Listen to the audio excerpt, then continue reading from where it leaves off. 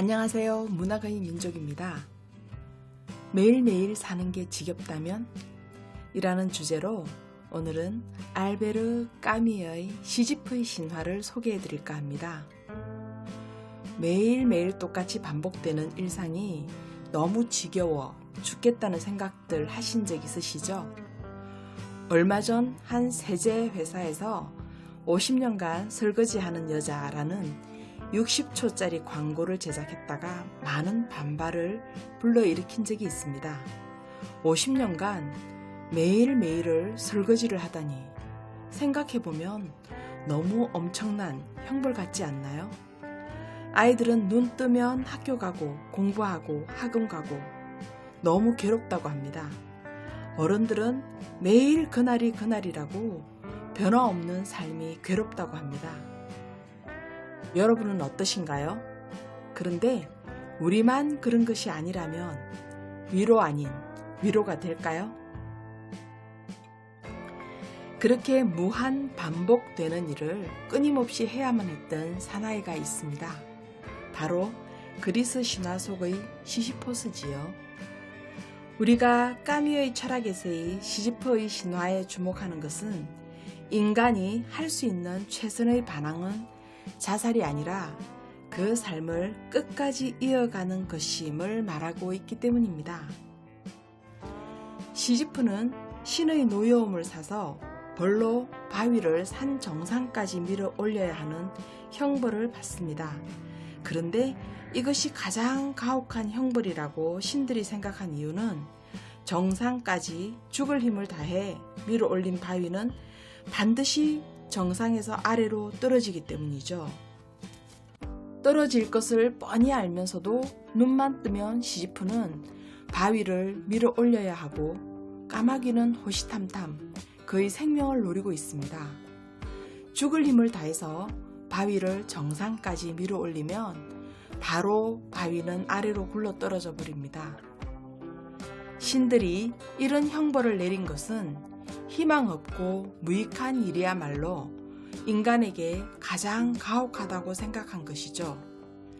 그러나 일리아드와 오디세이의 작가 호머는 이 때문에 시지프는 인간 가운데 가장 위대한 인간이라고 했습니다.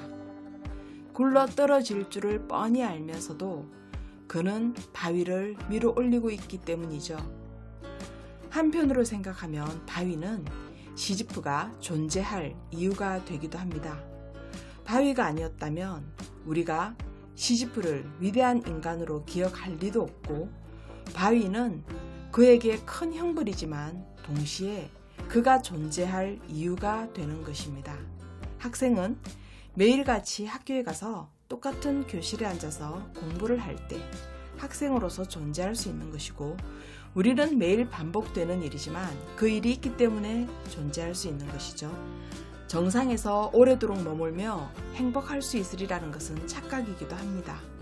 학생들의 예를 들면 특목고 준비를 하는 아이들은 특목고에 입학하는 순간 세상을 다 가진 것 같지만 그 기쁨은 찰나에 지나지 않고 곧 더욱 무시무시한 경쟁이 기다리고 있습니다. 의대에 입학한 아이들은 그 수많은 경쟁률을 뚫고 정상에 도달했으니 얼마 동안 행복할까요? 곧 상상도 못할 공부 양에 부딪혀 절망하고 더욱 무거운 바위를 짊어지고 새로운 정상으로 올라갈 준비를 해야 합니다. 인생이 그런 것 같습니다.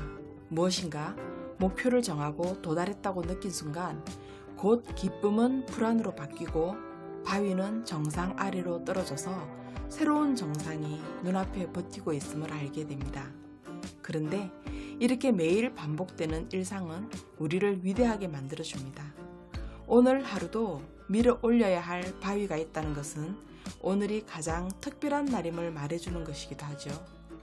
오늘과 같은 내일, 내일도 아무런 일이 일어나지 않고 똑같은 하루가 지속되더라도 우리는 시지프처럼 현실이라는 바위를 밀어 올리죠. 부조리 문학을 생각하면 까미와 사르트르를 빼놓을 수 없는데요. 그 가운데서 까미는 이방인과 패스트, 오해 등을 통하여 우리에게 삶의 무의미함과 부조리함을 말하고 있습니다.